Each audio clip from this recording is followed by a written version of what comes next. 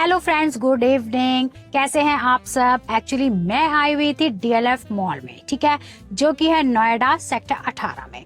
तो गाइज रात के बज रहे हैं 11 और मैंने लिया है मसाला लेमन, ठीक है। तो गाइज ये है 70 रुपीज का और ये लिया है मैंने वीर जी मलाई चाप वालों के यहाँ से। तो चलिए गाइज एक टेस्ट लेके देखते हैं कि ये कैसा है। गर्मी हो रही है बहुत ज्यादा, तो चलिए इसको टेस्ट करके देखते हैं कैसा है। हम्म,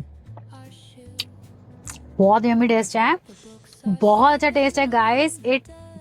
मतलब ये ऐसा टेस्ट है जैसे स्वीट भी है, सार भी है और बहुत ठंडा है, तो बहुत अच्छा लग रहा है। ठीक है गाइस, आप भी पीजिए। ये देखिए कितना कितना अच्छा है देखने में और बहुत टेस्टी है, मसाला बहुत यम्मी। तो गाइज आपको मेरा ये छोटा सा ब्लॉग कैसा लगा? And if you like my video please like share subscribe. Thank you so much, love you.